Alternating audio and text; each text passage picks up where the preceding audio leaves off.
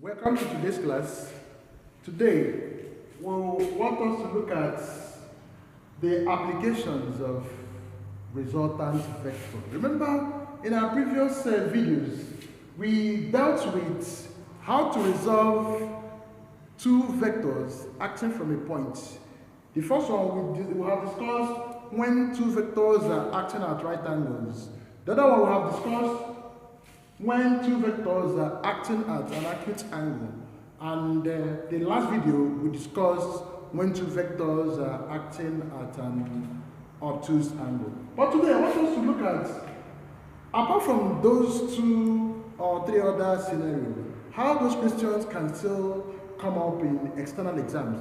So we have these two questions on the board. Number one, two forces whose resultant is 180 are at right angles to each other.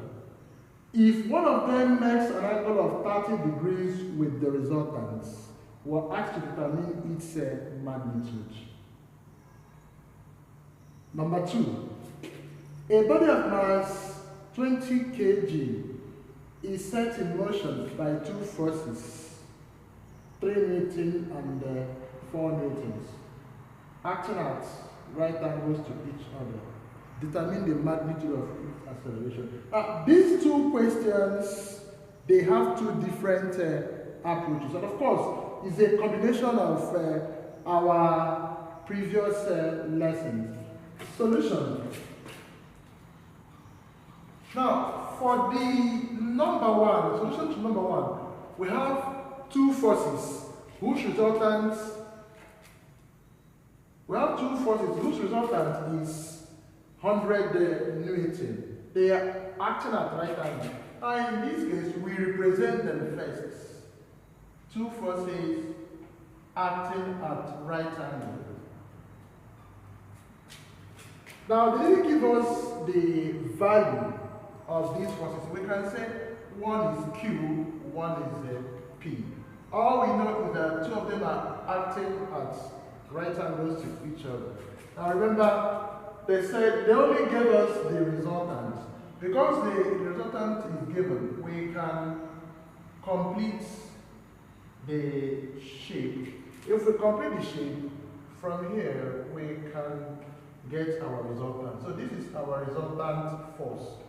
And from the question, they said that the resultant is 100 Newton. Now, if one of them makes an angle of 30 degrees with the resultant, automatically the moment we have our resultant here, an angle is formed here. Here, they say is 30 degrees. Since it's 30 degrees, remember, we can always bring out this. There are two triangles because of this resultant. We have two triangles. We can always bring them out. Assuming we bring out this, if we bring it out, this is what we'll have. This is the drawing we'll have. Remember, these are forces. We ensure that the directions are there. Now, this is the one given to us 100 Newton. Here is given to be 30 degrees. Now, this side is not given, this side is not given. Remember, from here we have it as Q, and from here we have it as P. Now, since they said, please try to understand the question. If one of them makes angle with the resultant, from here, these two forces, the only one that can make angle with the resultant is this side. In other words, remember, this is the hypotenuse, this side is the hypotenuse.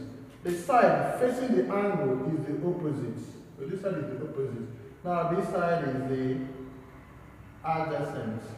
Now if this side is the adjacent, this side is the opposite. From the question, they said, if one of them makes an angle of 30 degrees with the resultant, and of course the only one that is making an angle with the resultant is the adjacent side, which is P. In other words, we make use of these two sides. Just apply our normal trigonometric ratios. And of course, the three ratios we have SOHCAHTOA. If you apply Apart from tan theta, these two can go. If we use cos, it can go. If we use sin, it can go. But because we have these two sides given to us, we'll only concentrate on this side. Meaning that if we're able to get this side with the help of this hypotenuse and the angle, these two forces are equal. So let us concentrate on P. Therefore, we have adjacent and hypotenuse. And the only trig ratio that has adjacent and hypotenuse is the cos. Therefore, we can now say cos theta is equal to adjacent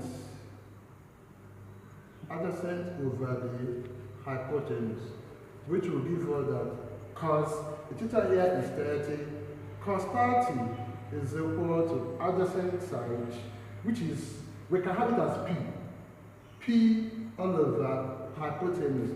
The hypotenuse is the longest side, which is the 100. In other words, we can make P the subject. P is equal to, if we cross multiply, we now have 100 times this. We have 100 cos 30. And of course, 100 cos 30 is something as sine 60. Now, of course, sine 60, for all we know, is 0.866. Why sine 30 is 0.5? Therefore, cos 30 is 0.866. Now, if we multiply this, we'll now have that P is equal to 86.6 units. So we can now conclude that Q is equal to P, and then everything is equal to 86.6 units. Okay, so this is the solution to the first one. Now we can now look at the second one. This is part of the application.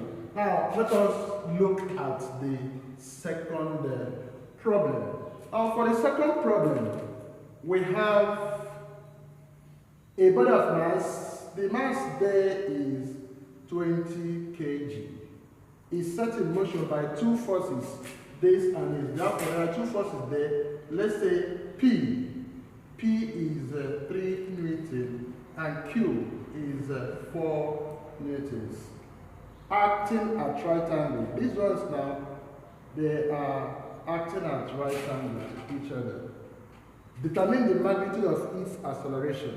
And of course, there are ordinarily we can use F is equal to ma. So we are looking for the acceleration. So if we use this, the problem we have now is to resolve these two forces. And we cannot just add them because they are acting at right angles. Since they are acting at right angle to each other, we can put them down. If we put them down, we have this as a resultant. So if we're able to resolve the two, if we add the two, that's why we now use this formula. So if we resolve the two, here is our resultant. One of them, let's say here is 3 newtons, here is 4 newtons. Now, and of course, when two forces act at right angle, we resolve them using Pythagoras theorem. So by Pythagoras theorem, we have that r squared is equal to 3, okay, the formula p squared plus q squared. Please, we did this in our video where you can refer to scalars and vector part 1. So this is what we have here. Now, if we use this, we have r squared is equal to p. Any of them can be 3 squared plus 4 squared. R is equal to 3 squared is 9 plus 4 squared. 4 squared is 16. Then, if we now say r squared is equal to 16 plus this will give us 29. And r will give us square root of 25, which will give us 5 newtons. So, having resolved these two forces to have our resultant to be 5 Newton. Therefore, we can now use this. Remember, this resultant, irrespective of the letter R, it is still our F. So this is the single vector, the single force we have, which is this. We can now come back to this equation to give us F is equal to MA. Now the F we have is this, which is 5, equals M. The M is 20 times acceleration. Make A the subject. A, everything will give us 5 equals 20 times A, 20A. A will give us 5 over 20. And 5 over 20, 5 will give us 1 here, and this one will give us 4, which is 1 over 4. Therefore, we can say that A is either 1 over 4 meters per second squared, or we put it in ordinary form, which will give us a decimal form, please.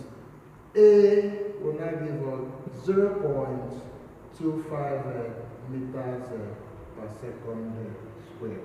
All right. Thank you very much. This is where we'll bring the lesson to an end. Please do not forget to hit the like button and then share with others so that they can have the same knowledge with you. Thank you very much.